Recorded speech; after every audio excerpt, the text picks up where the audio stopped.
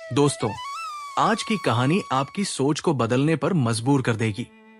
अक्सर हम अपने गुस्से या तंज के लिए कुत्ता शब्द का इस्तेमाल करते हैं, गाली इंसान को देते हैं, लेकिन बदनाम कुत्ते का नाम होता है। क्या वाकई कुत्ता इतना तुच्छ और गया गुजरा प्राणी है? हमने कभी सोचा, जो कुत्ता कई दिनों से भूखा हमारे दरवाजे पर पड़ा रहता है, क्या हमने उसे कभी कुछ खिलाने की कोशिश की? नहीं, लेकिन उसका नाम अपमान में इस्तेमाल करने से हमें कभी हिचकिचाहट नहीं होती। दोस्तों, आपसे विनती है कि बस 5 मिनट देकर इस कहानी को जरूर देखें। शायद आपकी सोच में एक सकारात्मक बदलाव आ जाए। कहानी एक गरीब दंपति की है। एक छोटा सा गांव था जहां रामू अपनी पत्नी सीता के साथ एक टूटी फूटी झोपड़ी में रहता था। रामू दिन भर सब्जी बेचने का काम करता और जैसे तैसे 2 वक्त की रोटी का इंतजाम करता। सीता घर संभालती और कोशिश करती कि उस रोटी में से थोड़ा हिस्सा किसी भूखे को भी दे सके। रामू मेहनत से कमाता था, मगर अक्सर घर आते ही चिढ़ जाता था जब देखता कि सीता रोटी में से कुछ हिस्सा एक भूखे कुत्ते को खिला चुकी होती। तू पगला गई है क्या सीता? इतनी मुश्किल से एक वक्त का खाना जुटा पाता हूं और तू उसे भी इन जानवरों में बांट देती है। सीता चुपचाप सुनती रहती। एक दिन रामू बहुत गुस्से में आ गया और बोला, मैं मर कर कमाऊं और तू इन आवारा कुत्तों को रोटी खिलाए? क्या मिलेगा तुझे इससे? तब सीता ने धीरे से कहा, एक दिन मैं किसी काम से गांव के बाहर जा रही थी, तभी एक शांत और पवित्र आश्रम के पास पहुंची। वहां एक संत अपने शिष्यों के साथ बैठे हुए थे। थोड़ी दूरी पर एक अन्य शिष्य एक भूखे कुत्ते को रोटी खिला रहा था। एक शिष्य ने पूछा, गुरुदेव, आप हमें हर दिन कुत्तों को रोटी खिलाने की सीख देते हैं, इससे हमें क्या लाभ होगा? महात्मा मुस्कुराए और बोले, वत्स, मैं तुम्हें एक कहानी सुनाता हूं। एक भूखा लाचार कुत्ता गांव के घर घर भटका, लेकिन किसी ने उसे रोटी का टुकड़ा तक न दिया। एक दिन वह एक आश्रम में आया और एक संत से बोला, हे मुनिवर, भूख लगी है, कुछ रोटी मिल जाए? संत ने सहानुभूति से कहा, वत्स, बताओ, किसने नहीं दी तुम्हें रोटी? कुत्ता बोला, हे मुनिवर, हम पर कोई दया नहीं करता। हमारे पास घर नहीं, कपड़े नहीं, हमें पढ़ना नहीं आता, पर भूख तो हमको भी लगती है, चोट हमें भी लगती है, हम भी रोते हैं। लोग हमें चोर समझते हैं, डंडे मारते हैं, जबकि हम तो बस पेट की आग बुझाना चाहते हैं। उसने बताया कैसे उसकी माँ, एक कुतिया, गांव की रखवाली करती थी, फसलों को बचाती थी, फिर भी कोई उसे खाना नहीं देता था।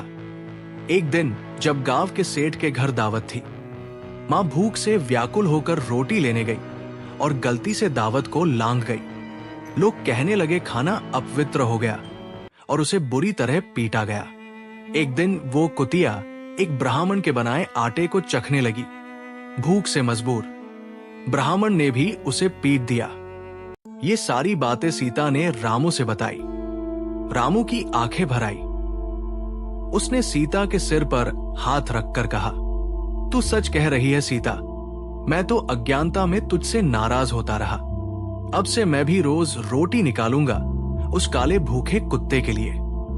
धीरे धीरे जब रामू ने भी सीता के साथ मिलकर रोजाना कुत्तों को रोटी खिलाना शुरू किया, तो जीवन में अजीब सी खुशहाली आने लगी। वो जो कभी रोज की रोटी के लिए संघर्ष करता था, अब उसका व्यापार चल निकला। पहले छोटे से खोखे में सब्जी बेचने वाला रामू अब शहर में अपना बड़ा स्टोर खोल चुका था। उसके चेहरे पर आत्मविश्वास और संतोष दोनों झलकने लगे थे। एक दिन रात्रि को जब रसोई से आती गर्म रोटियों की खुशबू से घर महक रहा था, रामू ने सीता से मुस्कुराते हुए कहा, जब से मैंने कुत्तों को रोटी खिलाना शुरू किया, हमारे जीवन में सुख समृद्धि आ गई है।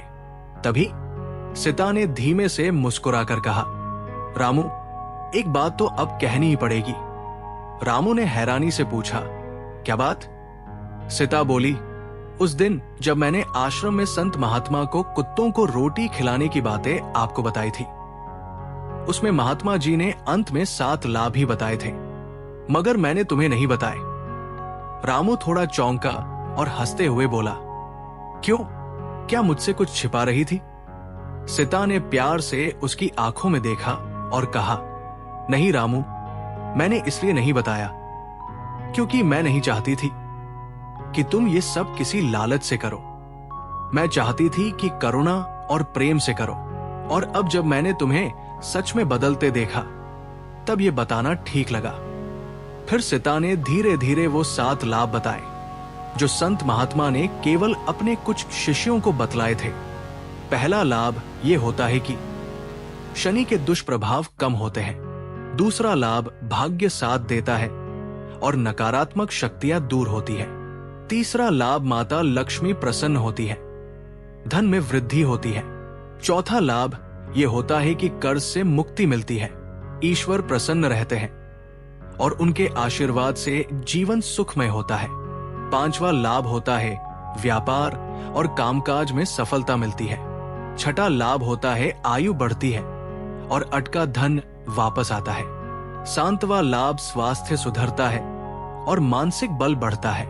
जो मनुष्य ये 7 बातें जान जाए वो कभी किसी को तुच्छ नहीं समझेगा। सीता की बातें सुनकर रामू की आंखों में चमक आ गई। उसने सीता का हाथ पकड़कर कहा, तूने आज मेरे जीवन का सबसे सुंदर पाठ पढ़ाया है। जो प्यार और करुणा से किया जाए वही सच्चा पुण्य होता है। फिर दोनों ने मिलकर वही बची रोटियां बाहर उस भूखे कुत्ते को खिलाने चल दिए जो रोज उनकी गली के कोने पर बैठा रहता था। कहते हैं उसी दिन से उनके जीवन में न कभी बीमारी आई, न कलह, न दरिद्रता। और अगर कोई उनसे उनके सुख का राज पूछता तो रामू मुस्कुराकर कहता, एक रोटी, वो भी बिना स्वार्थ के। तो दोस्तों, कैसी लगी आपको ये कहानी?